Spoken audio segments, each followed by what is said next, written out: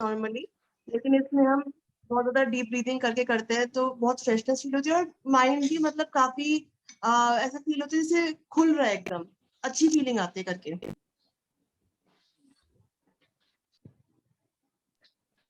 और अच्छा, तो इसमें क्या है ना, जो फीलिंग जो आती है क्या, ठीक है, वो आपको लग रहा है ना कि ब्रेन हल्का हो गया है ना, यस और सर, लाइट फीलिंग आती है।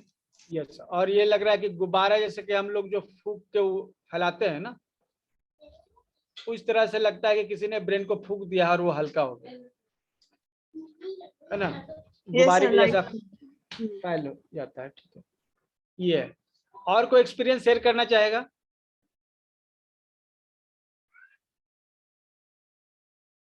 अब जो है ना, अभी क्या है कि बहुत ये एक्सरसाइजेज जब करवाए जाते हैं ना, तो बहुत सारे लोगों के दिमाग में रहता है क्या ये काम करता है नहीं करता है।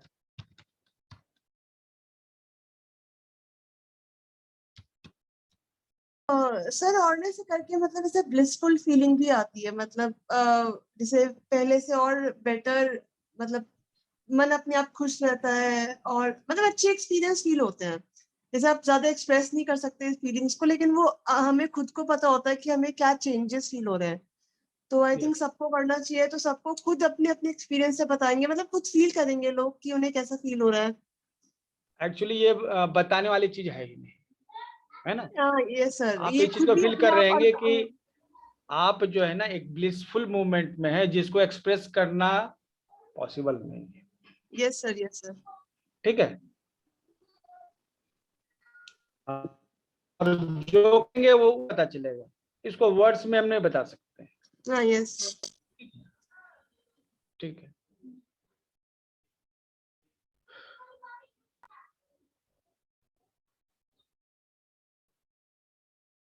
इवन सर वो जो इनहेल एक्सहेल वाला था ना, 10 मिनट बैकवर्ड काउंटिंग करनी और इनहेल करके, और वो भी मतलब काफी अच्छा था। उससे भी आपका माइंड काफी फोकस्ड रहता है, क्योंकि जब भी जितने भी आप 5 या 10 मिनट आप वो चीज कर रहे होते हैं तो आपका पूरा फोकस्ड रहता है माइंड उसी को करने में। अदरवाइज अगर हम जो नॉर्मली मेडिटेशन करते हैं तो उसमें आपका माइंड इधर उधर चला ही जाता है, क्योंकि माइंड की तो आदत होती है ना इधर से उधर भागने की। लेकिन जब हम वो करते हैं तो हमारा एकदम फोकस्ड रहता है माइंड।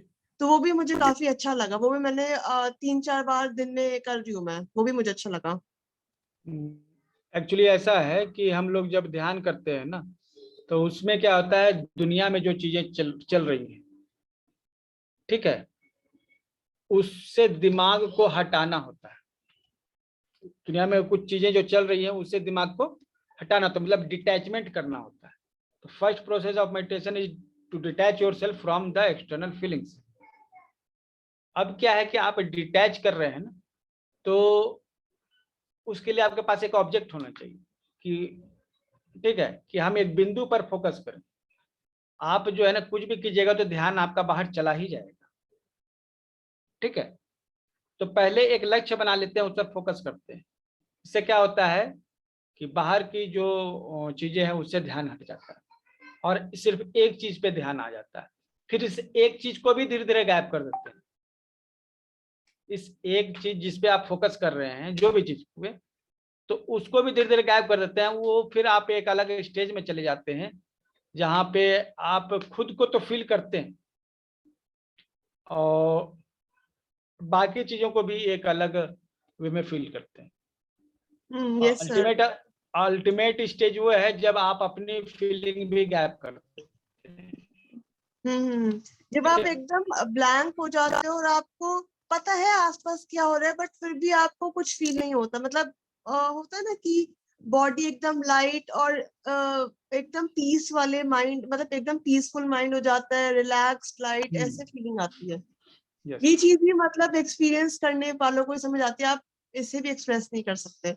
वो कुछ यस, अलग ही हो, जैसे बोलते हैं ना शून्य शून्य में चले गए, जहाँ पे आपको यस। पता है कि चीजें हो रही है लेकिन आप को मतलब आप फिर भी एक अलग जोन में हो, रिलैक्सेशन के मोड में। और उस समय आप जो है ना, आप घंटों उसी जोन उसी में बैठे रह सकते हैं। Yes sir, yes sir. ठीक है, जैसे अभी लगता नहीं, अगर 10 मिनट करेंगे कैसे होगा, दिमाग में सोचते हैं कैसे हम मेडिटेट कर पाएंगे 10 मिनट। हाँ हाँ हाँ। ठीक है, अब हम क्या है ना कि क्योंकि हमारे लिए स्ट्रेस है, मेडिटेशन जो है ना सबसे बड़ा एंजॉयमेंट है। Yes sir, yes sir. ठीक है, मेडिटेशन जो है सबसे एडिक्टिव चीज है। ठीक है, और इसमें ना एक ये भी होता है कि आप जैसे बाहर अगर लाइफ में जो भी डेली बेसिस पर डिस्ट्रैक्शंस होती हैं, किसी ने आपको कुछ कह दिया या कुछ हो गया, आप उससे भी इफेक्ट नहीं होते, क्योंकि आप उस मोड में चले जाते हो, एकदम पीसफुल मोड में, कि आपको लगता है कि ये कह रहा है, कहने तो क्या फर्क पड़ता है। मतलब जैसे पहले तो हम बहुत जल्दी इफेक्ट हो जाते हैं ना चीजों को लेकर, लेकिन उसके बाद लगता है कि नहीं ठीक है, मतलब कुछ ऐसे फीलिंग नहीं होती कुछ डिस्ट्रैक्शन या कुछ डिस्ट्रप्शन में भी। अब इसमें क्या है ना कि ये जो फीलिंग है, ठीक है, कि आप डिस्ट्रैक्ट नहीं हो रहे हैं, उसमें क्या है ना कि आप चीजों को समझ रहे होंगे लेकिन आप बोलना नहीं चाहते, है ना। आपको ये यस सर। फील होगी कि आप समझ रहे हैं, ठीक है, लेकिन आपको कोई मन नहीं है उसको बोलने का, क्योंकि अब इसका कोई औचित्य नहीं रह गया है, कोई मतलब हाँ। कि जरूरत नहीं रह गई है कि हम बोलें, है ना। यस। ये चीज जो है एक्चुअली होना चाहिए, ठीक है। Yes sir. हाँ, तो अभी देखिए क्या है कि ऐसा कंडीशन में कभी अगर आप बैठ गए और एकदम डीप कंडीशन में चले गए, उसके बाद क्या है ना आपको पता ही नहीं है, ऐसा भी होता है। तो वह ऐसी कंडीशन के लिए ही जो है ना, एक जैसे कि अगर कोई स्त्री है तो एक पुरुष रहना चाहिए जो उसके माथे पे हाथ रखे, तब जो है ना वो मेल एनर्जी उसे मिलेगी, तब वो फिर से अपने ओरिजिनल फॉर्म में, मतलब कि फिर से आएगा। नहीं तो फिर वो हो सकता है कि वो जो उस ध्यान में चला गया वो आना ही नहीं चाहेगा, क्योंकि ये दुनियादारी से मुक्ति उसको मिल गई, ठीक है।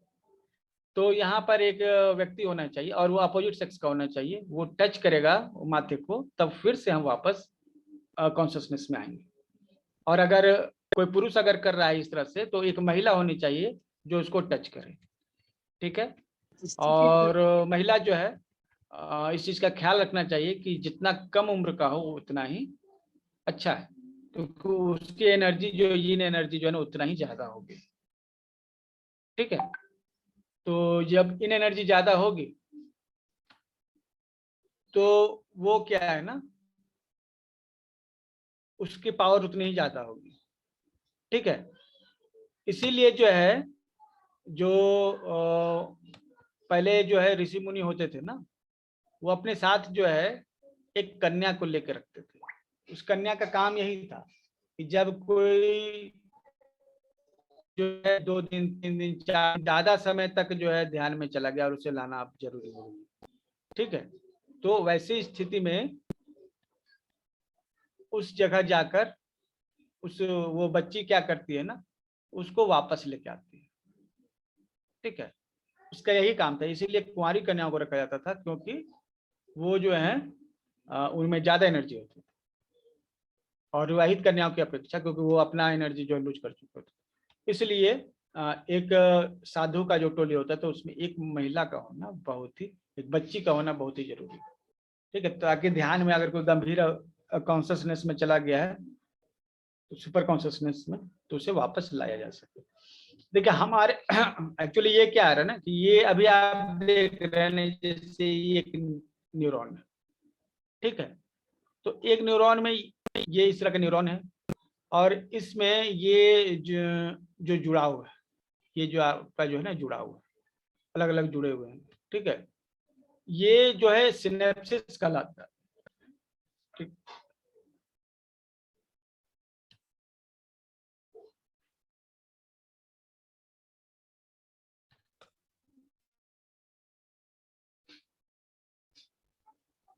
सिनेप्सिस जो है ना, मतलब एक न्यूरॉन दूसरे न्यूरॉन से जुड़े हुए होते हैं, जिन्हें हम लोग सिनेप्सिस करते हैं, ठीक है।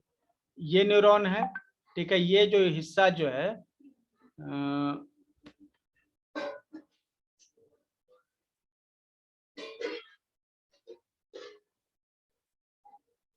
ठीक है,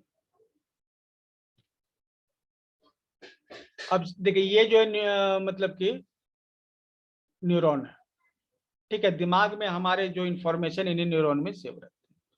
अब एक न्यूरॉन के जो सेल हैं, ये न्यूरॉन, ये हिस्सा जो है न्यूक्लियस है, और ये बाकी ये बॉडी हो गया इसका।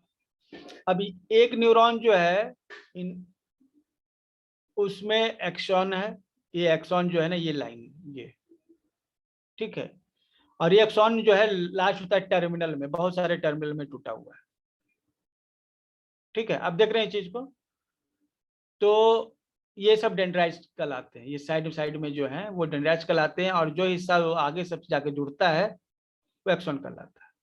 ठीक है, अब क्या है कि ये जो डेंड्राइट्स हैं ये दूसरे न्यूरॉन के डेंड्राइट से यहाँ पर जुड़े हुए हैं। ठीक है, दो न्यूरॉन आपस में जुड़े हुए हैं, तो ये हिस्सा जो है ना सिनेप्स कहलाता है। एक न्यूरॉन दूसरे न्यूरॉन से एग्जैक्ट जो है ना चिपका हुआ नहीं, इसके बीच में एक इंसुलिन है, मतलब ये आपस में 100% नहीं कनेक्टेड है, इनके बीच में कुछ गैप है।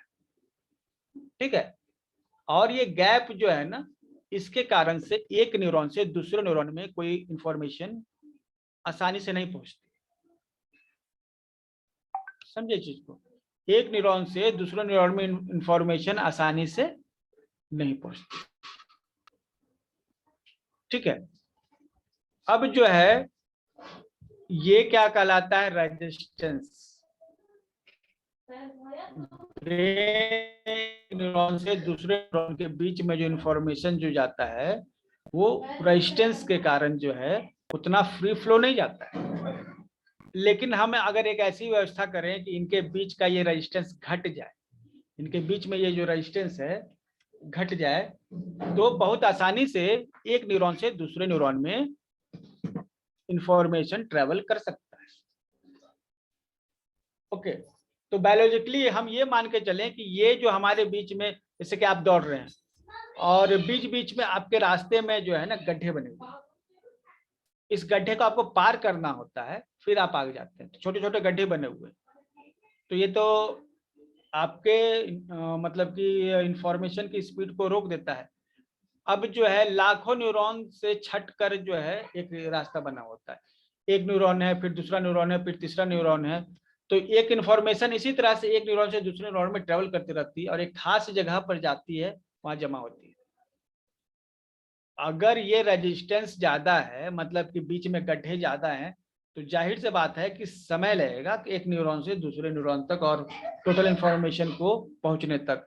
फिर दिमाग में कहीं कोई इंफॉर्मेशन आप याद कर रहे हैं, तो वहां से आपके दिमाग तक आने में जो है ना, आपके कॉन्शियसनेस में आने में जो है वो भी समय लगेगा, क्योंकि न्यूरॉन टू न्यूरॉन ट्रैवल करना पड़ता है इंफॉर्मेशन को इलेक्ट्रिकल स्पार्क के थ्रू।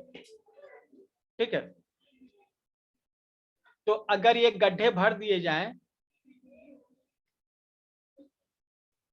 तो ये संभव है कि एक न्यूरॉन से दूसरे न्यूरॉन तक ज्यादा आसानी से ट्रैवलिंग हो सकती है।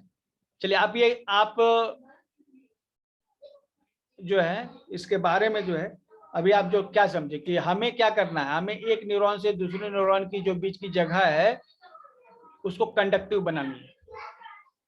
इस चीज को समझे, इस चीज को जो समझ गए लिखिए यस।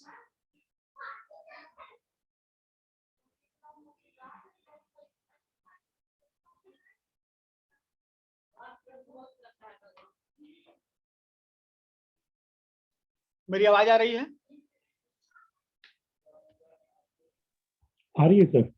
यस, मतलब क्या कि एक न्यूरॉन दूसरे न्यूरॉन के साथ बहुत आसानी के साथ नहीं जुड़े हुए हैं। हम जब मेडिटेशन करते हैं तो क्या होता है ना, ये जुड़ जाते हैं। हम लोग मेडिटेशन करते हैं तो क्या होता है, ये जो चीजें हैं यहाँ पर जो कंडक्टिविटी है, जो गड्ढे हैं आपके, वो भर जाते हैं। उन गड्ढों को भरना है ना किसी चीज से। ठीक है, तो जब हम ध्यान की अवस्था में होते हैं ना तो वो गड्ढे भर जाते हैं, और इस अवस्था में हम जब पढ़ते हैं तब जो भी कुछ जाएगा हमारे दिमाग में जाएगा। सही बात है। अब आप ध्यान अलग करते हैं, जब आप ध्यान करते हैं उसमें पढ़ते नहीं, और जब पढ़ते हैं उसमें ध्यान नहीं करते।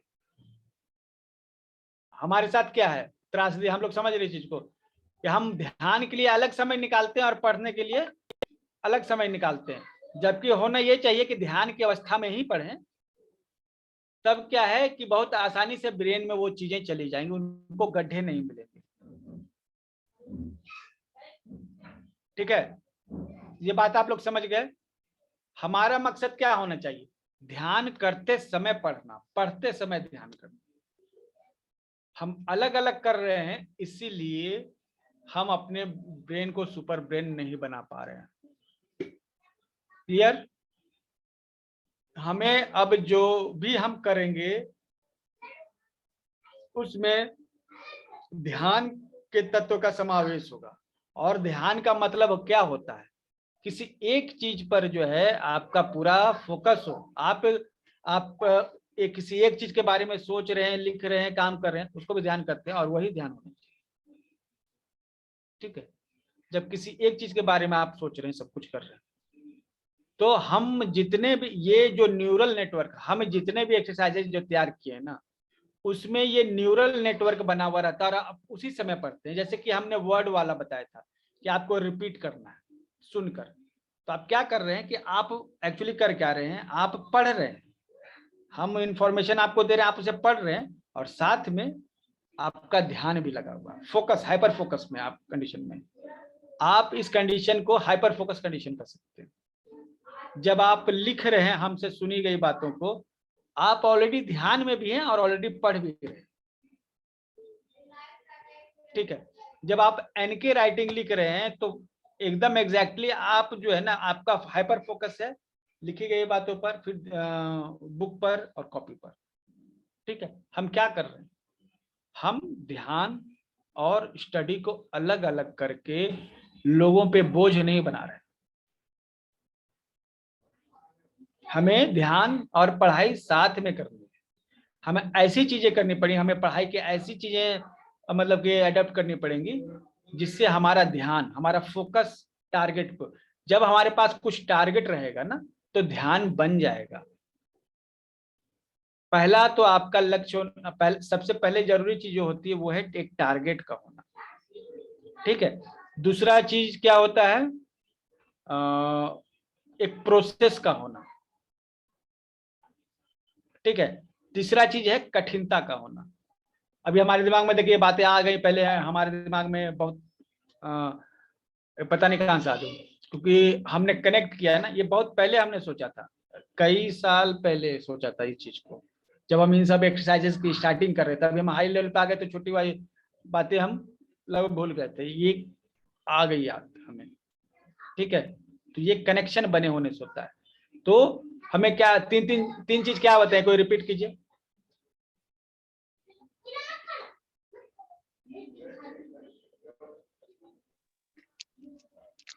सर एक टारगेट होना चाहिए, यस, एक उसके बाद एक प्रोसेस होना चाहिए और थोड़ा हार्ड होनी चाहिए।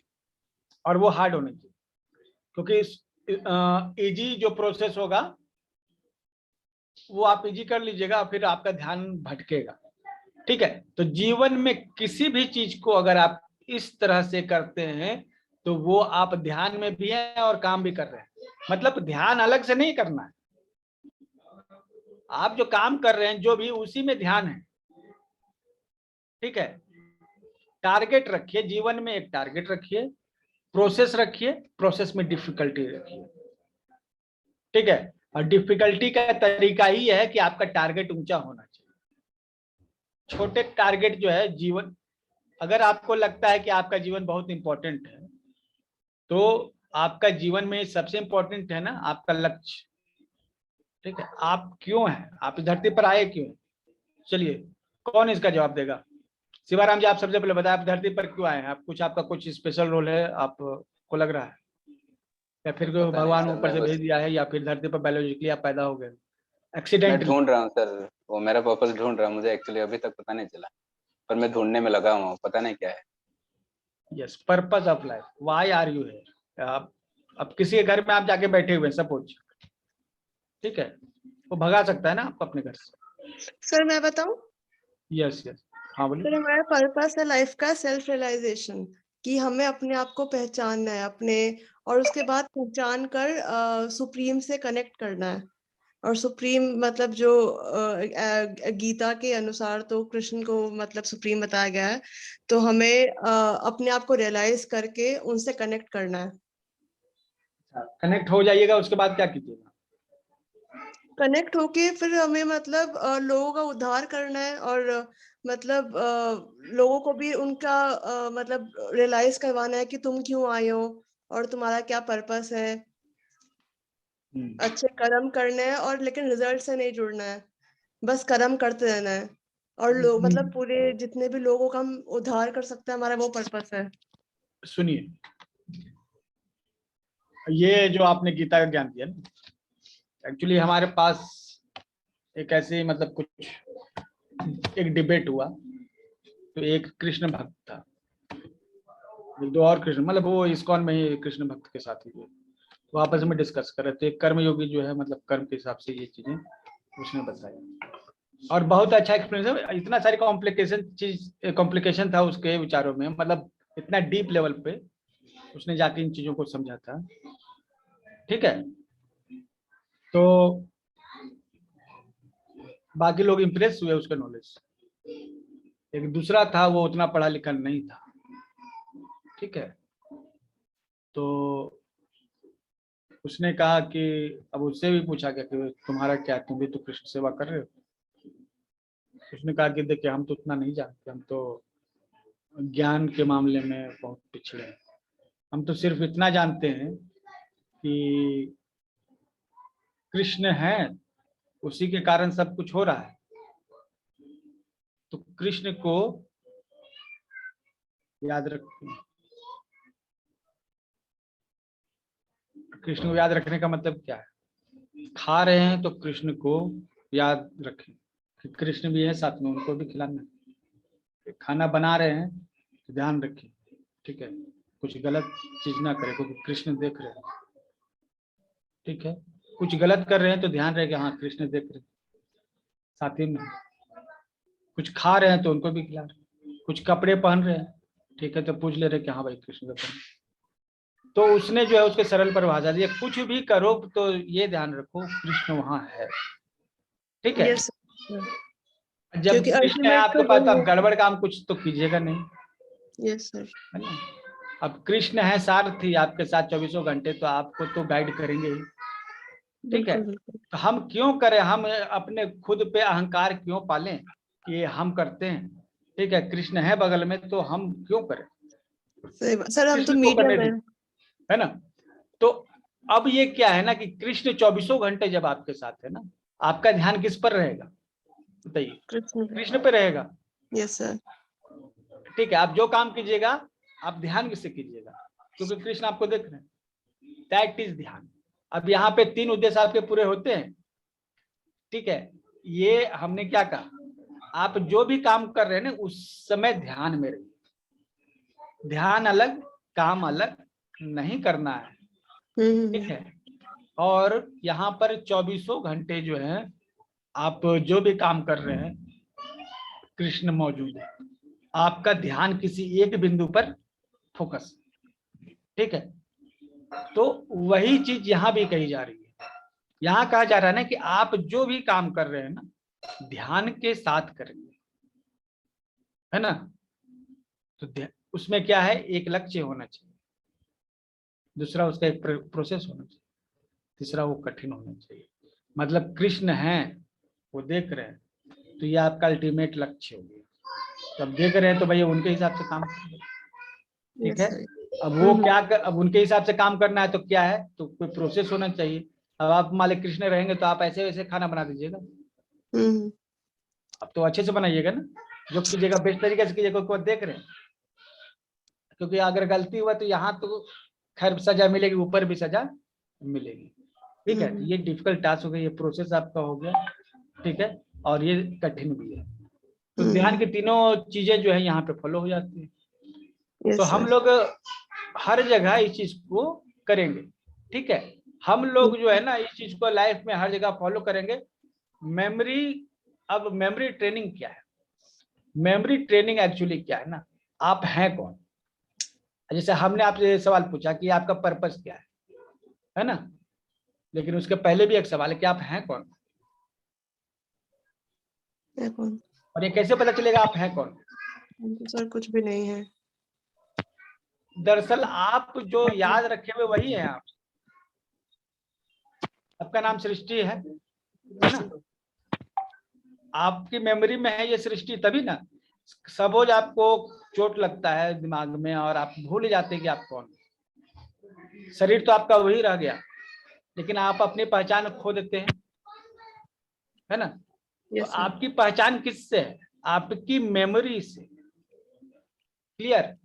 मेमोरी जो है, बहुत सारे लोग कहते हैं सर आप मेमोरी ट्रेनिंग दे रहे हैं तो ये बूढ़े लोगों को क्यों दे रहे हैं, या आप सेम क्लास में बच्चों को भी देना चाहते हैं और बूढ़ों को भी देना चाहते हैं, ऐसे क्या है?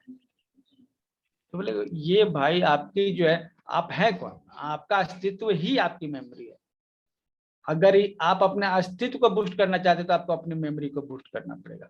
आप लोग क्लियर हो गए आप कौन है, आपका अस्तित्व क्या है? ये तो एक बस मेमोरी है, ठीक है। लोग कहते हैं कि पूर्व जन्म से हम लोग कुछ लेके आए हैं, तो क्या लेके आए? पूर्व जन्म से आप इस जन्म में क्या लेके आए, या अगले जन्म में क्या लेके जाएंगे? कुछ याददाश्त, मेमोरी, ठीक है, जो फिजिकल नहीं मेटाफिजिकल है। आत्मा क्या है? Bunch of memories. आत्मा जो है एक जन्म से दूसरे जन्म में क्या लेके जा रही है? याददाश्त। मतलब हम लोग जिस चीज को खोज रहे हैं वो एक्चुअली है क्या? वो हमारी मेमोरी है ना। हम लोग मेमोरी के लिए ही काम करते हैं, मेमोरी से ही काम करते हैं, और अगर हमारी मेमोरी नहीं रही तो हम नहीं रहेंगे। आपने ये पिक्चर देखी है, ये सलमान खान की, जिसमें उसके सिर में चोट लग जाती है, ठीक है, तेरे नाम। और फिर वो गजनी। नहीं गजनी नहीं, हाँ तेरे गजनी में भी नाम। देखिए, तेरे नाम, तेरे नाम। दोनों में देखिए अस्तित्व जो है वो किस चीज से जुड़ा हुआ है? मेमोरी से। सिर में चोट लगी, मेमोरी खत्म हो गई, वो क्या हो गया? उसको डॉक्टर ने क्या कहा? It is just like vegetable, ये पौधों को जैसा है, शरीर इसका लग रहा है लेकिन दरअसल दिमाग में चोट लगने का ये बन गया क्या? पौधा। तो आपका अस्तित्व आपकी मेमोरी है, आप जो याद किए हुए हैं वही आपका अस्तित्व है। गजनी जो पिक्चर ये भी आप देखिए, उसको 15 मिनट ही जो है कोई चीज याद रहता है, ठीक है। उसके बाद वो चीज मतलब उसको लॉन्ग टर्म मेमोरी कुछ है ही नहीं, लेकिन उसकी जिंदगी का एक एम है, जिंदगी का एक कुछ एम है जो उसको जिंदा रखता है, ठीक है। तो यहाँ पे हम लोग क्या देख रहे हैं? अगर उसके पास, अच्छा सपोज कि उसके पास तो चोट वगैरह सब ठीक हो गया था ना, उसके पास घट क्या रहा था? सिर्फ एक मेमोरी घट रही थी ना। सपोज वो गजनी वाली पिक्चर में अगर उसकी मेमोरी 15 मिनट ना होकर 1 दिन या 2 दिन की रहती सपोज, तो क्या उसका अस्तित्व ज्यादा वो क्लियर होता ना? ठीक। हम लोग मेमोरी को वो पढ़ाई लिखाई से जोड़ के देखते हैं ना, गड़बड़ हमारी यही है, क्योंकि हम लोग के दिमाग में ना बहुत ज्यादा ब्रेन वॉश कर दिया गया। मेमोरी जो है ना, जैसे सबसे पहले इस विषय को रेने देकार्त ने बताया था। रेने देकार्त जो है बहुत ही बड़े आधुनिक फिलॉसफी के जनक माने जाते हैं। आधुनिक फिलॉसफी है उसके जनक जो है रेने डेस्कार्त है, इसको रेने देकार्त भी कहा जाता है, और हमने उसकी जीवनी बहुत बार पढ़ी है, तो उसके बारे में काफी अच्छी जानकारी रखते हैं। तो उसने बताया क्या कि हम हैं, ठीक है, क्योंकि हम सोचते हैं ऐसे, अगर हम सोच लें कि नहीं हम ऐसे नहीं है तो हम नहीं, ठीक है। तो हमारी सोच ही तय करती है कि हम क्या हैं क्या नहीं। तो हमारी सोच कहाँ पर रखी हुई है? हमारे ब्रेन में रखी हुई है, और ब्रेन अगर सही हो तो ही आगे बढ़ सकते हैं।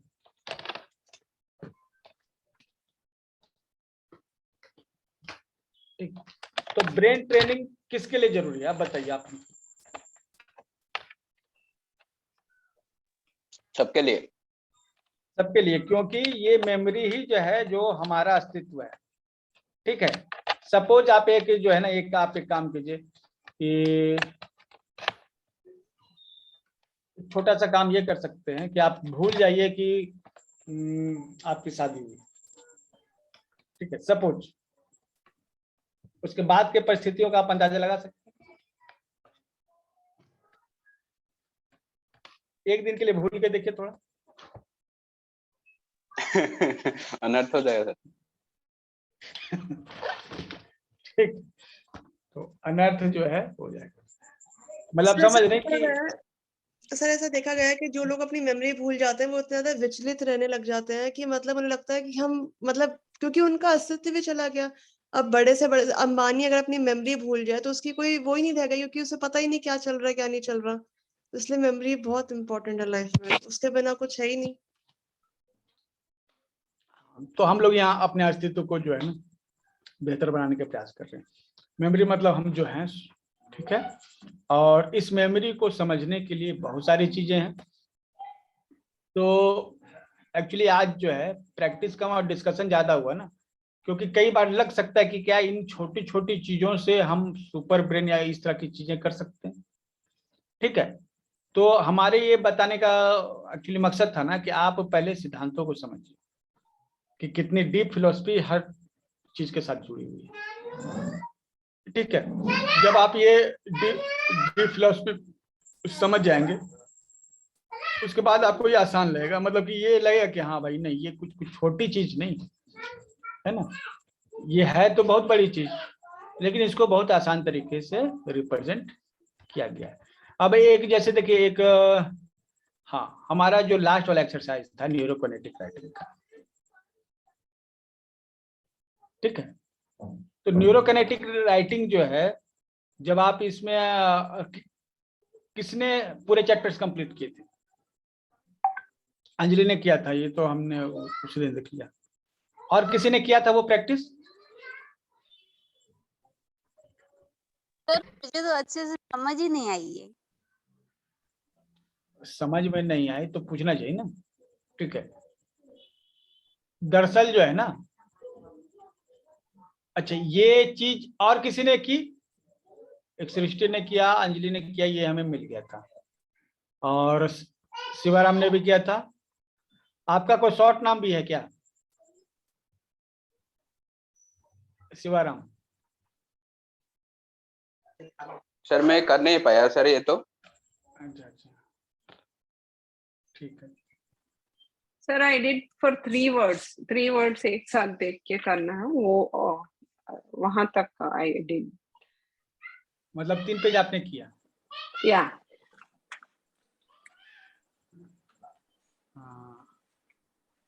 ठीक है, अगर 3 पेज भी किया तो आप इस चीज को फील कर रहे हैं कि आपको मतलब ये फीलिंग आनी चाहिए कि हम किसी चीज को देखेंगे वो हमारे दिमाग में आ जानी चाहिए, उसका फिगर है ना, तभी हम एक फोटोग्राफिक मेमोरी जनरेट कर सकते हैं। हम लोग फोटोग्राफिक मेमोरी क्या होती है ना, हमारे ब्रेन में कुछ न्यूरॉन्स होते हैं जिसको हम लोग मेमोरी सेल्स कहते हैं, मेमोरी न्यूरॉन्स, मिरर न्यूरॉन्स।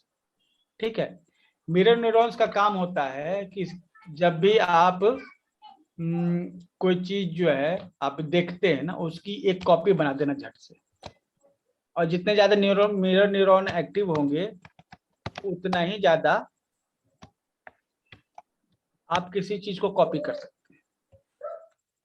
मतलब कि जैसे किसी भी चीज को देख के याद कर लेना, इसका मतलब क्या होगा? याद करना, यही ना बात है, इसी को ना हम लोग याद करते हैं। ठीक है, तो ये मिरर न्यूरॉन जो होता है ना, वो एक्चुअली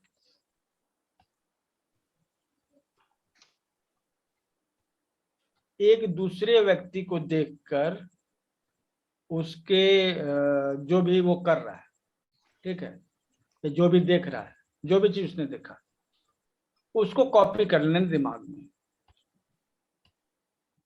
ठीक है,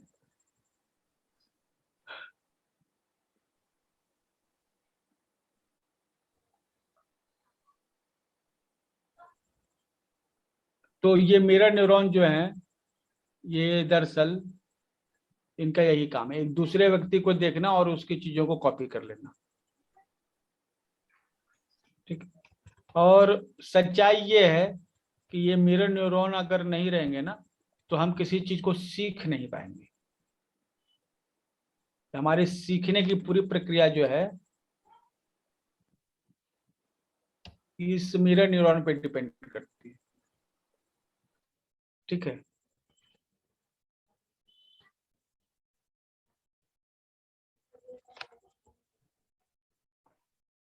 इसको एमएनएस करते हैं, मिरर न्यूरॉन सिस्टम। ठीक है। अब ये इसका अगर प्रोसेस को आप जानिएगा तो ये थोड़ा कॉम्प्लिकेटेड हो जाएगा, लेकिन फिर भी जो है हम प्रोसेस को थोड़ा सा लेते हैं।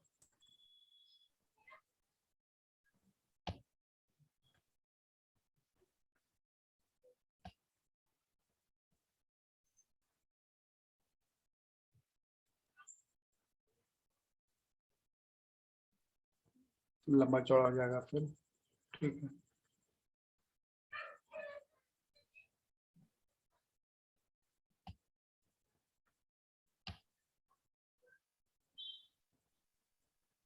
तो ये जो भी न्यूरॉन्स है मिरर न्यूरॉन्स, ठीक है, उनका काम है किसी चीज को कॉपी करना। तो मिरर न्यूरॉन को जब आप एक्टिवेट करते हैं तो उसका एक प्रोसेस, ठीक है, हम लोग त्राटक वगैरह करते हैं तो यही मिरर न्यूरॉन का ही जो है मेन वर्क होता है वहां पे। ठीक है। तो हमारे मिरर न्यूरॉन जितने एक्टिव रहेंगे उतना ही ज्यादा हम इन चीजों को कर सकेंगे। ठीक है। एक दिमाग से जो इंफॉर्मेशन है वो दूसरे दिमाग तक जा सकती है इसके थ्रू। तो हमारे मिरर न्यूरॉन को एक्टिवेट करने के लिए त्राटक जो चीजें हैं, त्राटक जैसी चीजें हैं, वो काफी काम में आती है।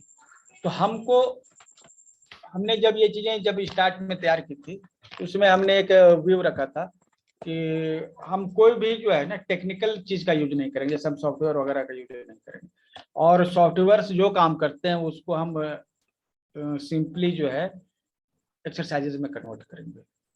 ठीक है। हालांकि इसके ये भी उपलब्ध है, सॉफ्टवेयर वगैरह भी कुछ इस तरह के उपलब्ध है। ठीक है। अब देखिए काम करने का तरीका इसका क्या है। चलिए हम क्या कर रहे हैं, एक शब्द को हमने लिखा, देखा, हमने पहले सबसे पहले बुक लिया, हमने एक कॉपी लिया और हमने पेन लिया। ठीक है। ये तो सिंपल सी बात है। अब आप क्या कर रहे हैं कि एक शब्द आपने देखा, ठीक है, स्क्रीन पर, ये मतलब बुक में, उस एक शब्द को आपने लिख लिया। इसमें ये एक साधारण सी प्रक्रिया है, लेकिन हमने क्या किया यहाँ पे, जब आप देख रहे हैं ना बुक को, आपका हाथ भी चलता जा रहा है और ये सिंक हो जा रहा है। अभी क्या करेंगे, जब आप देख रहे हैं ना एक शब्द को देखिए और नजर फेर लीजिए, दूसरी तरफ कर लीजिए, कॉपी की तरफ, और फिर उस शब्द को लिख लीजिए। तो क्या आप जब देख रहे थे उस समय आप लिख नहीं रहे थे, और जब आप लिख रहे थे तो आप उस शब्द की तरफ देख नहीं रहे थे। ये एक पहला शब्द है। अब फिर उसके बाद वाला शब्द भी आप देखिए, लेकिन देखते समय हाथ नहीं चलना चाहिए। उसके बाद जो है आप जो है उस शब्द को वहां से आंख हटा लीजिए, कॉपी पर देखिए और कॉपी में लिखिए वो दूसरा शब्द। यही प्रोसेस है। ठीक है। एक शब्द एक बार में देखना और फिर उसको लिखना है, और इस तरह से आपका कॉपी का एक पहला पन्ना भर जाएगा। अब आप ये करेंगे कि अच्छा, यहां तक कि समझने में तकलीफ तो नहीं है किसी को? बोलिए। सर ये तो समझ आ गया, एक चीज पूछनी थी। जैसे पॉइंट नंबर 3 हाँ। में लिखा हुआ है ना कि जीभ को दांत के बीच में दबा के रखना है और मुंह बंद करके लिखना है, तो उसका क्या मतलब बेनिफिट होता है? अच्छा, ये ठीक है, इसको समझा दें, लेकिन समझा देते, लेकिन पहले ये अभी किसको दिक्कत था? हाँ ज्योति, आप ये समझ में आ गया आपको? दिखा जाए तो क्या? फिर से बताइए। हेलो, अच्छा आपने सुना नहीं अभी? सुना, थोड़ा समझने में दिक्कत। अच्छा, मेरी आवाज जा रही है आपको ना? बिल्कुल आ रही है, जी जी। ठीक है, ये आप जो है ना बुक निकालिए, पुस्तक निकाल के रखिए, कॉपी निकाल के रखिए, नहीं तो मैं ठीक अभी है। कर। हाँ जी। अब जो बुक में जो है ना, एक शब्द देखिए, एक पेज ले लीजिए जिसको आप लिखिएगा, ठीक है। तो बुक में जो है एक पेज एक शब्द देखिए और उसको कॉपी में लिखना है आपको, एक शब्द, ठीक है। हाँ ध्यान रहे जब आप किताब में देख रहे हैं ना, उस समय आपका हाथ नहीं चलना चाहिए, ठीक है। और जब आप देख लिया उसके बाद जब आप लिखने लगेंगे ना, तो जहां आप लिख रहे हैं उस पर आपका फोकस रहना चाहिए। जब और लिखते समय लिखते कॉपी समय पर फोकस रहना चाहिए। हाँ हेलो, हाँ जी, हेलो, जैसे इसमें ये लिखते समय कॉपी को देखिए, ठीक है, और पढ़ते समय किताब को देखिए, और दोनों एक साथ नहीं कीजिए। पहले किताब को देखिए, उसके बाद नजर को हटाइए और कॉपी को देखिए और मतलब यही बोला ना आपने, जैसे यहाँ पर लिखा है आपको, तो इस फिर हमें आपको जो कॉपी में लिखना है, तो जो हम आपको लिखेंगे ना तब तो उसको देख सकते हैं ना लिखते समय। तो नहीं लिखते समय नहीं लिखना है कॉपी वाला, ये बुक वाला आप। नहीं लिखेंगे, है ना। लिख रहे हैं ना, वो जो हाथ चल रहा है ना, वो चीज वहां पर तो देख सकते हैं ना। हाँ, मतलब देखने की प्रक्रिया और लिखने की प्रक्रिया दोनों में जहां पर पेन चल अलग रहा है। अलग होनी चाहिए। सुनिए, और फिर से सुनिए, हमको समझ नहीं आ रहा है कि आपको दिक्कत किस चीज यहाँ पे किस चीज का हो रहा है। आप जो है ना जब देख रहे हैं तो उस समय आपका नजर कहाँ पे होगा? किताब पे। जब आप लिख रहे हैं तो आपका नजर कहाँ पे होगा? कॉपी पे, ठीक है। हाँ वही। दोनों को मिक्स नहीं करना है, मतलब जब देख रहे हैं तो बस देखिए, और जब लिख रहे हैं तो केवल लिखिए। हाँ वही वही जी। हाँ मतलब तो ऐसे नहीं कि हम देखते भी जा रहे हैं और हमारा हाथ भी चलता जा रहा है, ऐसे नहीं करना है, हाँ, ठीक है। नजर हमारे पर है और लिख रहे, वो तो होता ही नहीं है मुझे। ठीक है,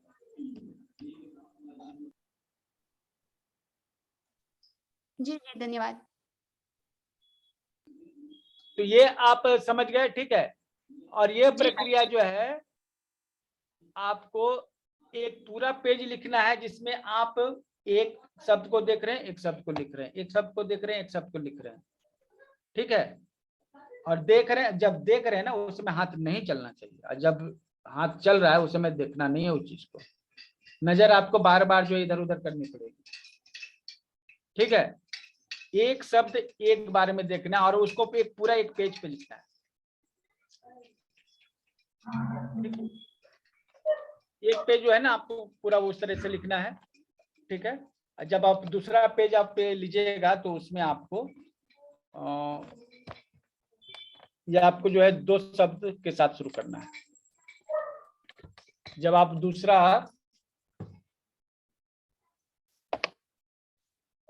स्टार्ट करेंगे, दूसरा वाला पेज, तो इस बार आप जो है एक शब्द की जगह दो शब्दों को लिखिएगा, ठीक है। ये 7 पेज होते होते जो है, आप ये सुनिए, आप ये रेगुलर प्रैक्टिस कीजिए, ठीक है। अगर आप 7 दिन तक, अगर 2 दिन में 2-3 बार आप रेगुलर प्रैक्टिस कीजिए, आपका इतना अच्छा विजुअल मेमोरी हो जाएगा कि आप किसी चीज को देखिएगा और उसको बिना देखे हुए अपने याददाश्त के बल पर लिख दीजिएगा, ठीक है। आपके मिरर न्यूरॉन सब डेवलप हो जाएंगे और किसी भी चीज को कॉपी कर देंगे। तो उसको अभ्यास कराइए ना, किसी भी चीज को अभ्यास करने से वो बढ़ती है, ठीक है। तो अच्छा, ये चीज अभी तक क्लियर हो गया ना। अब हम आगे इसमें कुछ बढ़ते हैं। दांत से जीभ को दबा के रखना है, ये दरअसल ये आपको समझना है कि ऐसा क्यों। हम लोग सुनते हैं कान से, ठीक है। एक्चुअली पहले वाला प्रोसेस पूरी तरह से क्लियर हो जाएगा ना, तभी हम आगे बढ़ेंगे। अब ये कान में प्रोसेसिंग, देखिए 3 तरह से हम लोग सुनते हैं किसी चीज, ठीक है। रीडिंग जो है 3 तरीके से करते हैं। एक रीडिंग करते हैं हम लोग बोल बोलकर, एक रीडिंग करते हैं मन ही मन में, ठीक है। ये दोनों ही रीडिंग का अपना एक लेवल होता है। चलिए कोई नोट्स बना रहे हैं तो इसको शेयर कीजिएगा, ठीक है। ये आप जो है जो विजुअल, ये पहला लेवल का जो रीडिंग होता है ना, उसमें हम जो है मुंह चलाते हैं और आवाज उत्पन्न होती है, फिर वो कान में जाती है, फिर वो दिमाग में जाती है। तो बहुत सारे रास्ते हो गए। एक तो आपका फिजिकली मेहनत करना पड़ेगा बोलने वाला, उसके बाद वो फिर वो कान में जाएगा, फिर उसको दिमाग में जाएगा, मतलब ये लंबा रास्ता है। तो जो इस तरह से बोल बोल कर पढ़ते हैं ना, उनका जो है रीडिंग स्पीड बहुत कम होता है, ठीक है। और उनका अंडरस्टैंडिंग स्किल भी बहुत कम होता है। और नॉर्मली ये बच्चे करते हैं जो पहली बार किसी चीज को बोलना सीख रहे हैं। तो बोल बोल कर जब बोलते हैं और वो हम इस तरह से बोल बोल कर हम किसी चीज को याद करते हैं, रटते हैं, तो ये सबसे कम इसमें अंडरस्टैंडिंग आती है, लेकिन बच्चों के लिए यही चीज जरूरी होती है। दूसरा है कि मन ही मन बोलना। देखिए मन ही मन जब आप बोल रहे होते हैं ना, तो उसमें भी आप गौर कीजिएगा कि वही सेम चीज होती है, केवल आपका मुंह नहीं चल रहा होता है, लेकिन सभी चीजें सेम टू सेम होती हैं। उसमें क्या है कि जीभ जो है ना आपका जो है उसको आदत हो चुका है, और जब भी आप एक कुछ सोचते भी है ना, कोई शब्द देखते हैं, तो जीभ में ऑटोमेटिकली एक कंपन पैदा होता है, ध्वनि पैदा होती है, और ये फिर जो है इंटरनल ईयर में जाती है, फिर वो ब्रेन में जाती है। मतलब आप मन ही मन भी बोल रहे हैं ना, फिर भी सेम प्रोसेस चल रहा है, जिससे आप किसी चीज को धीरे धीरे समझते हैं। हालांकि ये पहला वाला प्रोसेस से थोड़ा सा स्पीड है, लेकिन ऑलरेडी ये भी जो है अल्टीमेट नहीं है। अल्टीमेट तब होगा ना कि जब आपके दिमाग में डायरेक्ट जो है कोई चीज चली जाए। तो वो जुबान वाले रास्ते से अगर कुछ भी जाएगा ना, तो लंबा रास्ता तय करना पड़ेगा, और वो चीज को याद रखने की संभावना उतनी कम होगी। लेकिन अगर कोई चीज आंखों के थ्रू जाती है तो डायरेक्ट दिमाग जाएगी, क्योंकि आंख जो है दिमाग का दरवाजा है, इसमें कोई बीच में रास्ता ब्लॉकेज नहीं है। तो क्या करते हैं, जीभ को दबा लेते हैं। कोई भी चीज पढ़ते समय शुरुआत में भी प्रैक्टिस कीजिएगा। तो जो आप जीभ दबा लेते हैं ना, इससे क्या होता है कि जो जबान से वाइब्रेशन दिमाग तक जाता था ना, वो बंद हो जाता है, ठीक है। और जो चीज आप देख रहे हैं डायरेक्ट आंख से दिमाग में चली जाती है, आंख से दिमाग में चली जाती है। मतलब आप समझते नहीं है, डायरेक्ट उसको याद कर लेते हैं, समझने की जरूरत ही नहीं पड़ती, वो डायरेक्ट आप उस चीज को याद कर लेते हैं, ठीक है। तो ये डायरेक्ट, ये विजुअल रीडिंग कहलाती है। इसको क्या कहते हैं, ये रीडिंग कौन सी कहलाती है? चैट बॉक्स में लिखिए। आप सबसे पहले वो चैट बॉक्स में जो अफर्मेशन लिखिए, I am a visual reader, I have photographic memory. मैं एक विजुअल रीडर हूं और मेरी मेमोरी फोटोग्राफिक है। चलिए ये जो है आप सबसे पहले लिखना स्टार्ट कीजिए, I am a visual reader. आप कौन सी रीडर है? Visual reader. विजुअल रीडर वो होता है जो देखता है और आंखों के थ्रू दिमाग में चला जाता है, और बाकी लोग क्या करते हैं, मन ही मन बोलते हैं या फिर बोल बोल कर पढ़ते हैं, जिससे उसके कान में आवाजें जाती है, फिर वो दिमाग में जाती है, ठीक है। तो आपको ये पहला जो रीडर था जो बोल बोल कर पढ़ता था, वो कैनेस्थेटिक रीडर कहलाता है। दूसरा रीडर जो है जो मन ही मन बताता है, मन ही मन बोलता है, वो ऑडियो रीडर कहलाता है, ठीक है। और ये आपको बनना है तीसरा वाला, विजुअल रीडर। मतलब कि डायरेक्ट आंख के थ्रू जो है ना दिमाग में चली जाए बातें। तो इसी के लिए आपको जो जीभ को कंट्रोल में करना होगा, क्योंकि जीभ की आदत बन गया है ना, इतने सालों से आप कोई भी चीज को देखते हैं तो जीव में एक इंपल्सन पैदा होता है, भले नहीं हिले, लेकिन जबान पर इलेक्ट्रोड लगाकर ये चेक किया गया है कि जब भी आप सोचते हैं ना, जबान से एक वाइब्रेशन निकलता है जो कान के थ्रू ब्रेन तक चला जाता है। मतलब कि अगर आप जो है सोच भी रहे ना, तब भी जीभ से लगातार इम्पल्सेस जो है ब्रेन में जाता रहता है। तो आपको इस डिस्टर्बेंस को रोकना पड़ेगा, और इसके लिए उपाय ये है ना कि आप जो है दांत से जीभ को दबा कर रखें, ठीक है। और ये हाँ, क्लास खत्म करके कॉल करते हैं फिर आपको, ठीक है। क्लास चल रहा है अभी, ठीक। तो समझ गए, जब आप ये करेंगे, जब आप ये प्रोसेस को कंप्लीट करेंगे तो क्या होगा, आप एक विजुअल रीडर बन जाएंगे। और जो विजुअल रीडर होता है ना, किसी चीज को देखता है तो उसके दिमाग में चली जाती, डायरेक्ट चली जाती है, ठीक है। एक कैनेस्थेटिक रीडर और विजुअल रीडर में कितने का डिफरेंस है, कितना गुना हमें फायदा मिल सकता है। अच्छा, हम हार्ड नहीं जाना चाह रहे हैं, हम हर चीज को समझाते हुए जाना चाह रहे हैं। आप लोगों में से कितने लोगों की जो हमारी बात को समझ गए अभी तक? समझ गया सर हम समझ गए। रिपीट कीजिए और नोट्स बना के ग्रुप में शेयर कीजिए, ठीक है। पहले आप रिपीट कर लीजिए कि जबान हम बंद क्यों करते हैं।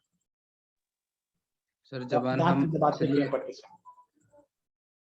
सर जब जबान बंद करते हैं तो हमारा गो ऑन। सर जब हम जबान को बंद करते हैं या तो तब हमारा थिंकिंग प्रोसेस रुक जाता है। और बताइए, और थोड़ा डिटेल कीजिए।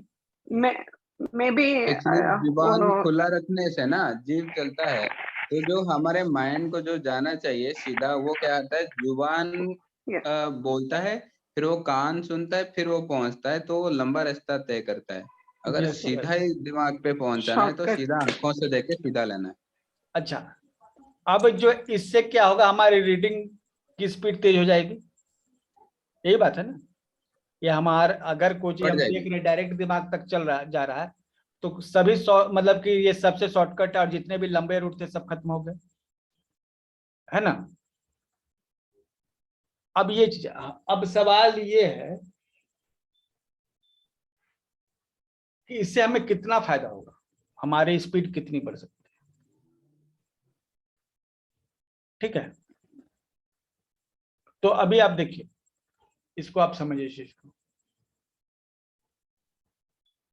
जो हमारी जो आंखें होती हैं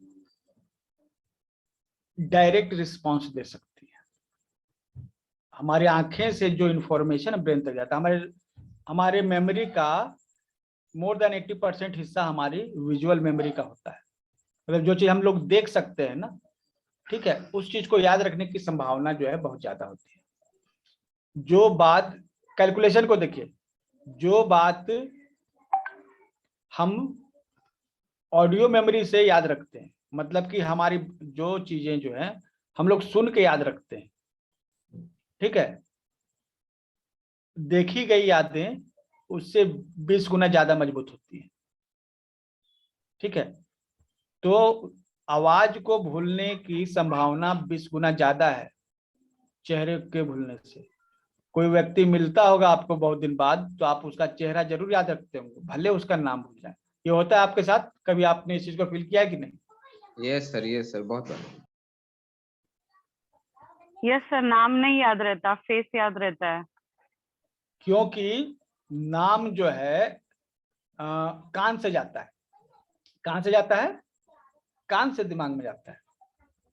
और चेहरा कहां से जाता है? आंख से, ठीक है। और सुनी गई बातें जो है उससे 20 गुना ज्यादा याद होने की क्षमता, मतलब कि मेमोरी शार्प होती है देखी गई बातों की, ठीक है। तो जो हम लोग चीज भूल जाते हैं ना सुनकर, ठीक है, रियलिटी है कि अगर आप किसी चीज को सुन के याद करते हैं ना, ठीक है, तो आप जो है मतलब उससे 20 गुना शार्प आपका विजुअल मेमोरी है। तो जो आप देख लेते हैं ना उसको नहीं भूलिएगा, आप जो सुन लेते हैं उसको भूल सकते हैं, क्योंकि उसके भूलने की संभावना ही 20 गुना ज्यादा है। जो कान से जो बातें गई हैं वो संभावना जो है 20 गुना ज्यादा है, ठीक है, विजुअल मेमोरी से।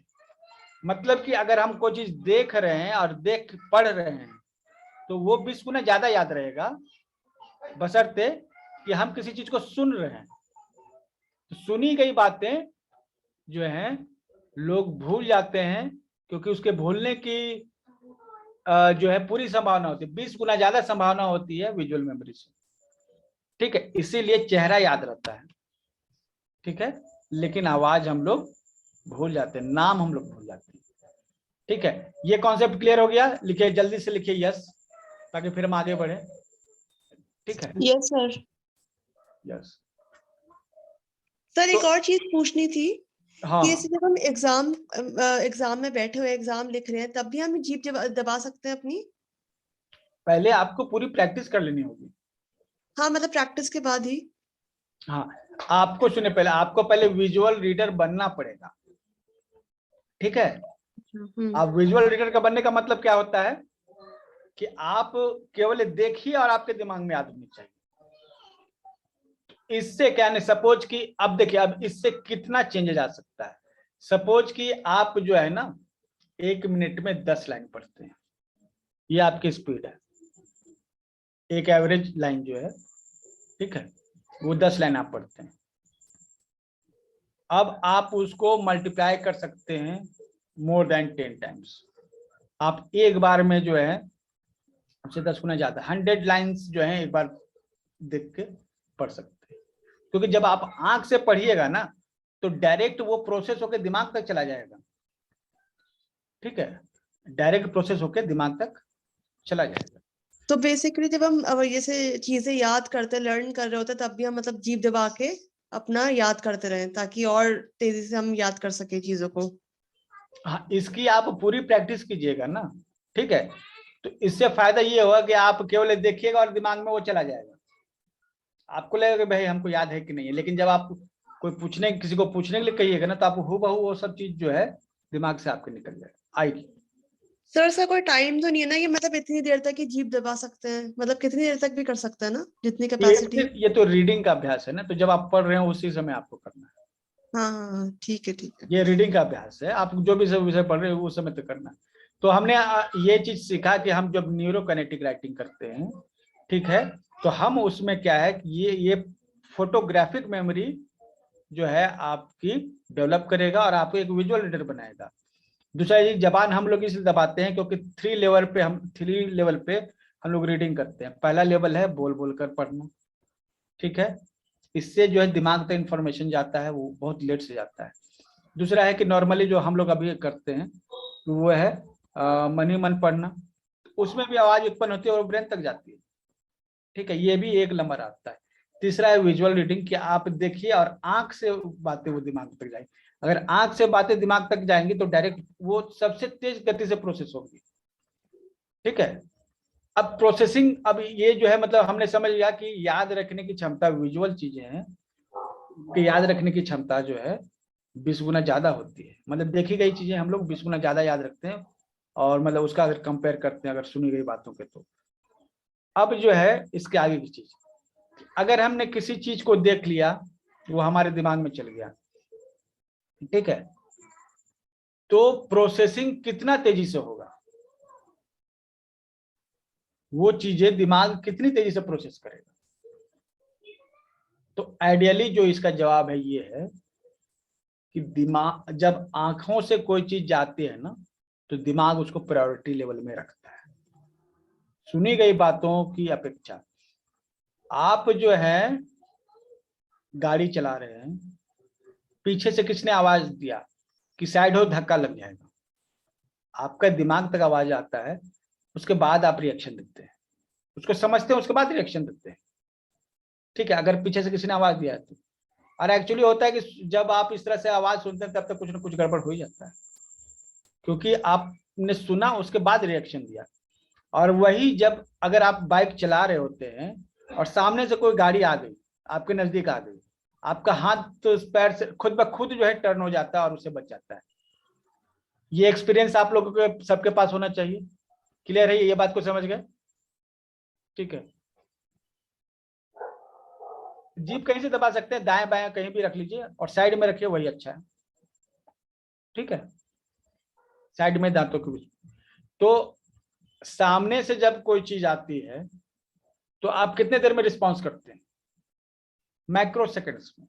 लेकिन जब आप सुन के, जब आपके कान में बात आती है, उसके बाद आप का बॉडी रिस्पॉन्स करता है कितने देर में? उसमें समय लगता है। अब ये सवाल है कि कितना अंतर है दोनों में। तो आपको मालूम है कितना का अंतर? 200 गुना। कितना? 200 गुना तेज जो है विजुअल रिएक्शन होता है। कान से जो बातें गई, आपने रिएक्ट किया जितना समय में, ठीक है, उससे 200 गुना कम समय लगता। अगर वही चीज अगर आंखों के थ्रू जाती, मतलब हम लोग देखी गई चीजों पे 200 गुना ज्यादा तेजी के साथ रिएक्शन करते हैं। ठीक है, अगर हम एक विजुअल रीडर बनते हैं तो हमारे अगर इस रिएक्शन की क्षमता को और प्रोसेसिंग जो है जो मेमोरी है उसको 200 गुना 20 कितना हो गया? 200 गुना 20, ये 4000। इतना गुना आपका ब्रेन शार्प हो सकता है, उतनी अच्छी विजुअल रीडिंग और प्रोसेसिंग हो सकती है। आइडियली आपको क्या लग रहा है कि ये तो बहुत बड़ी बात हो गई? क्या ये संभव है कि 4000 जो है मतलब कि गुना हम अपने रीडिंग स्किल को बढ़ा सकें, ब्रेन की प्रोसेसिंग को बढ़ा सकें? क्या ऐसे क्या किसी ने ऐसा किया है?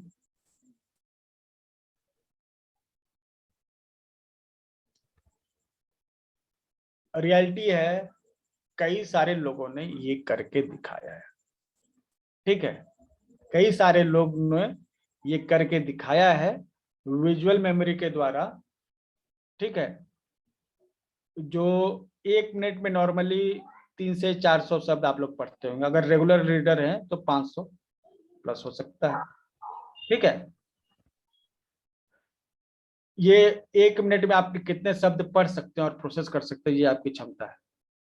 बहुत अच्छे रीडर हैं तो 500 से ज्यादा होगा, और नॉर्मली 250-300 यही शब्द एवरेज होता है एक नॉर्मल रीडर का, कि 1 मिनट में वो 200-250 शब्द पढ़ सकता है।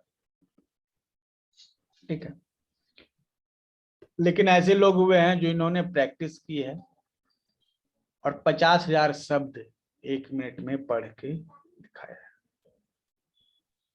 Guinness book of world record में कई के नाम चले। ठीक है, मतलब कि इतनी तेजी से स्क्रीन स्क्रॉल होगा लैपटॉप पर, ठीक है, कि कुछ चीज आपको दिखेगी नहीं, मतलब ट्रेन के जैसा वो फास्ट होगी, लेकिन वो अपनी प्रैक्टिस के द्वारा हर पेज को जो है देख सकते हैं उस छोटे से टाइम इंटरवल में। ठीक है, और उसको याद रख सकते हैं। तो जब कंपटीशन होते हैं ना तो ऐसे लोग बहुत सारे मिल जाते हैं, और गूगल पे आप सर्च करके देख सकते हैं, ये आपको मिलता है।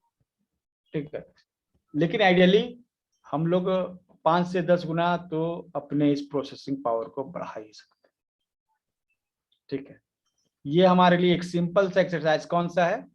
अभी हमारे पास 3 एक्सरसाइजेज जो है ना वो आपको एकदम करने ही करने हैं। ठीक है, एक है मेंटल डिक्टेशन, दूसरा है न्यूरोकिनेटिक राइटिंग, ठीक है, और तीसरा आई फिक्सेशन। ठीक है, जो अल्टीमेट एक्सरसाइज है आपका विजुअल मेमोरी का। ठीक, तो ये एनके राइटिंग जो है आपका टास्क रहा, अप टू 7 पेजेस हो जाएगा। हो जाएगा सर, हो जाएगा। यस सर हो जाएगा। ठीक है, इतना थ्योरी आज बताने का मकसद ये है कि आपको ये पता चलना चाहिए कि ये सिंपल सा लग रहा है लेकिन कितना कॉम्प्लिकेटेड साइंस और प्रोसेस को ये फॉलो करता है। ठीक है, और ये ऐसा कोई एक्सरसाइज था नहीं, ये तो हमने तैयार किया इसीलिए ताकि आम व्यक्ति भी जो है इस तरह के जो हमारे सुपर ब्रेन के प्रोग्राम्स होते हैं जो महंगे होते हैं, उसकी जगह आम व्यक्ति भी इस चीज को कर सकता है, और ताकि ये फास्ट प्रोपेगेट करे।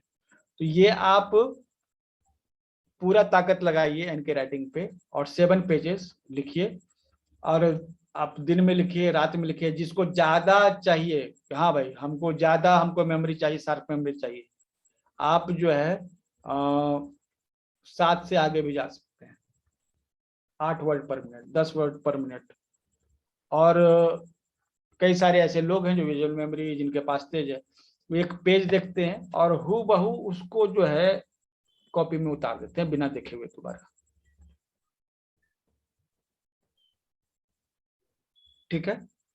और दूसरी बात सर, मैं एक YouTube में वीडियो देखा था, उसमें ऐसा हुआ था, कुछ 21 या कुछ लेटर का वो देखा, नंबर डिजिट 21 डिजिट का एक नंबर था, उसको देखा, फिर पलटा दिया, फिर वो पूरा बता दिया। अच्छा, ये तो हम भी कर देंगे, तो बहुत बड़ी चीज नहीं है, ये आप लोग भी कर देंगे। विजुअल मेमोरी का ही वो है सर। नहीं, वो विजुअल मेमोरी नहीं है, वो ट्रिक्स होते हैं। ठीक है। उन्होंने तो यही बताया कि ये विजुअल मेमोरी है, जैसे उसको एज ए पिक्चर में याद रखा, एज ए नंबर याद नहीं रखा, उनका कहने का मतलब ये था। हाँ, ये कोई बहुत बड़ी चीज नहीं। ठीक है जी सर। एक्चुअली हम पहले वही ट्रेनिंग प्रोवाइड करते थे, लेकिन हमें लगा उसमें कुछ बेसिक फॉल्ट था। ठीक है। फॉल्ट ये था कि आपको उसके लिए प्रयास करना पड़ता है, कुछ तरीके हैं, ट्रिक्स हैं, उसको इस्तेमाल करना पड़ता है।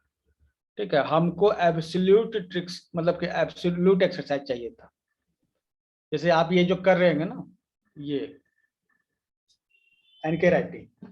ठीक है। तो आप जो है ना केवल देख के, आपको कोई प्रयास नहीं करेगा, आप देखिएगा आपके दिमाग में आ जाएगा। ठीक है। उसमें ट्रिक्स होता है, जैसे सपोज कि आप के पास नंबर है 14, 25। अब 14 का कोड है चेयर, 25 का कोड है आपका पंजा। ठीक है। उसके बाद जो है 37 का कोड है, एक बना हुआ माइक है, तो इसका कोड बना हुआ है। ठीक है। तो हमको विजुअलाइज करते जाना है कि चेयर है, उस पर एक पंजा है, पंजे को जो है जब हम जाते हैं देखते हैं तो उस पर वहां पे एक माइक भी रखा हुआ है। स्टोरी में कन्वर्ट करना पड़ता है। तो इसका इस्तेमाल जो है करके आप 100% एक्यूरेसी के साथ 50 लेटर मतलब कुछ नहीं है। ठीक है। आप किसी भी तरह चीजों को याद कर सकते हैं, लेकिन वो जो है ना हमको चाहिए था एब्सोल्यूट मेथड, कि हमको वैसा ट्रिक वगैरह नहीं बताना पड़े। तो उसके बाद हम इन चीजों को आपके साथ लेके आए हैं, क्योंकि हमने तो जो ट्रेनिंग ली थी वो तो वही वाली ट्रेनिंग थी जो आप वहां देखे ना, वो ट्रेनिंग जो है वो काफी पहले हमारे लिया हुआ है, तो 13 साल हो गए। ठीक है। अभी आप जो ले रहे हैं वो इसका एक एडवांस फॉर्म है। ठीक है। हाँ तो सर, उसका कोई ज्यादा यूटिलिटी नहीं लग रहा है, ये जो आप बता रहे हैं उसका यूटिलिटी है जिंदगी। यूटिलिटी, या एक्चुअली यही चीज है, यूटिलिटी होनी चाहिए। हम यूटिलिटी के लिए ज्यादा फोकस कर रहे हैं। ठीक है। तो ये हो गया। अभी कितने कितने कौन से एक्सरसाइजेज जो हैं बाकी हैं और कौन से हो गए हैं, इस पे एक बार हम लोग देख लेते हैं। और एक चीज, आपको लग रहा है ना कि हम ज्यादा तेजी के साथ पढ़ लेंगे तो हमारे समझ में नहीं आएगा, तो है ना, इस चीज को आप समझ, एक कॉन्सेप्शन है कि हम अगर ज्यादा तेजी के साथ पढ़ेंगे तो हमें हो सकता है समझ में नहीं आए। ठीक है। तो दरअसल ऐसा है ना कि ये एकदम एग्जैक्ट उल्टी बात है। आप जब ज्यादा तेजी के साथ पढ़ेंगे ना तभी आपको समझ में आएगा। ठीक है। देखिए, पहला लेवल जो बच्चों का होता है उसमें वो लेटर से अनजान होते हैं, जैसे अब वो पढ़ेंगे क म ल, मतलब 3 अलग अलग जो है अक्षर है उनको जोड़ता है वो, और कमल उसको वो हो जाता है कमल, कमल कमल। अब उसके दिमाग में जो है ना कमल का एक इमेज बन जाता है। ठीक है। तो वो क्या करता है, अक्षर को समझता है, शब्द को नहीं समझता है। क्या समझता है? अक्षर को। और फिर अक्षर को जोड़ के वो शब्द तैयार करता है। ठीक है, तो उसका लेवल कहाँ है? अक्षर तक। आपका लेवल क्या है? आप क्या वैसे वैसे पढ़ते हैं क्या अभी? नहीं आप सर, तो नहीं नहीं। पढ़ते हैं ना। आप एक शब्द को देखते हैं और सीधे शब्द आपके दिमाग में आ जाता है कि नहीं?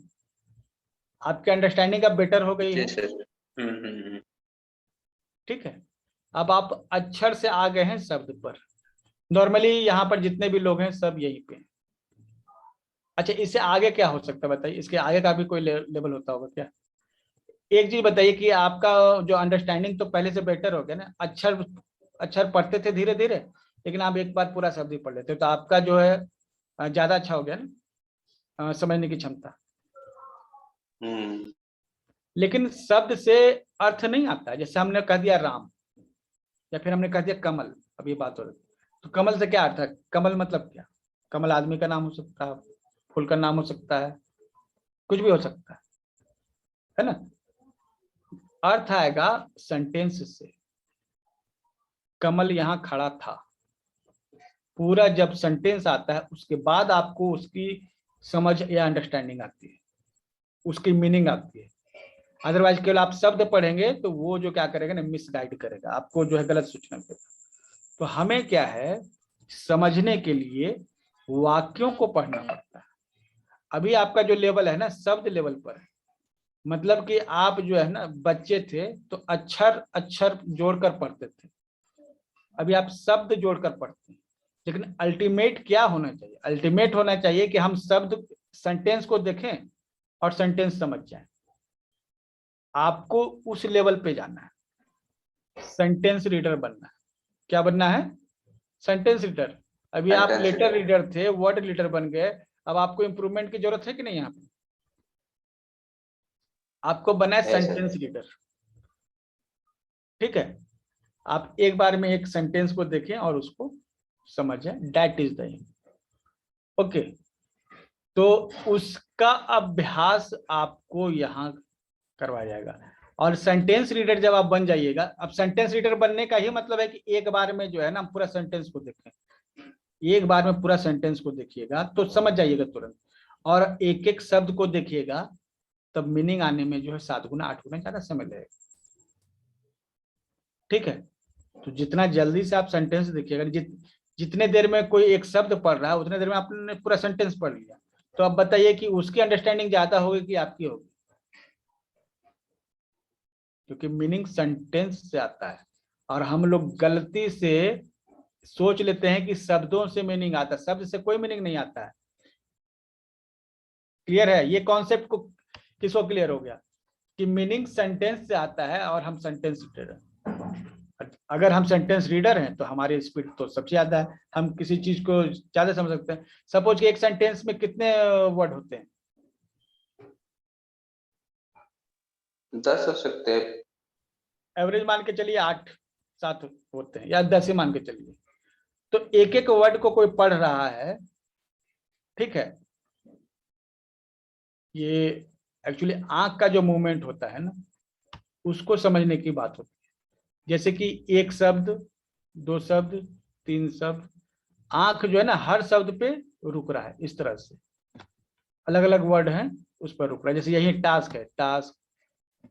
ठीक है, अब जब देखिए इसमें आंख जब आप एक एक वर्ड को पढ़ते हैं ना, इस तरह से मूवमेंट करते हैं। ठीक है, तो मतलब 1 2 3 4 5 बार आंख को मूवमेंट करना पड़ा। ठीक है, और जब ये आप ये हमारे वाले अभ्यास कीजिएगा ना, तो आप यहां से यहां तक जो है सिर्फ एक वर्ड में देखिएगा, एक बार में देखिएगा। एक दूसरे स्ट्रोक में ये लाइन पढ़ लीजिए, तीसरे स्ट्रोक में ये लाइन पढ़ लीजिए, चौथे स्ट्रोक में ये लाइन पढ़ लीजिए। ठीक है, तो मतलब कि आप इस तरह से नहीं भागेंगे, आप एक बार में इस तरह से पढ़ते हुए नीचे जाएंगे। वर्टिकल रीडिंग करेंगे आप। ये वर्टिकल रीडिंग कहलाती है। हमने पहले बहुत किया है, अभी इन सब चीजों का अभ्यास थोड़ा अभी कम है, फिर से अभ्यास करेंगे चीजें। तो मतलब है ना कि जितने देर में कोई व्यक्ति एक शब्द पढ़ेगा उतना देर में आप पूरा एक सेंटेंस पढ़ के समझ जाइएगा। ठीक है, वो जो है 8 बार जो है ना नजरों को हिलाता है, आप 8 बार में 8 लाइन पढ़ लीजिए। अब बताइए, मतलब समझने की बात है, पढ़ के समझ भी जाइएगा। क्या मजेदार है? ठीक है, आपको क्या लग रहा है कि ये चीजें कितनी पावरफुल है?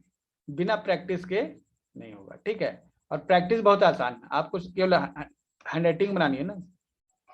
7 पेज राइटिंग लिखने से अगर ये चीज हो जाती है तो आपको क्या नुकसान? ओके, तो आज की क्लास जो है फिनिश करते हैं। आज ये थ्योरेटिकल ज्यादा था, कल हम लोग जो बातें करेंगे, कल हम लोग फिर से प्रैक्टिकल चीजों पे आएंगे। थ्योरेटिकल चीजें बहुत सारी चीजें हैं, आप उनको समझ सकते हैं और ये समय लेती है। इस चीज को तो आप समझ गए, लेकिन इसके पीछे के साइंस को जब आप समझेंगे ना तो पता चलेगा कि हर कुछ वेल डिजाइन है यहाँ पे, और हमने बहुत लंबा समय इन चीजों की प्रैक्टिस करने पर और करवाने पर दिया है। ठीक है, बहुत लंबा समय। इसलिए ये सभी चीजें बहुत ही पावरफुल एक्सरसाइजेस हैं, आप इनको करते हैं तो आपको रिजल्ट बेहतरीन आएंगे।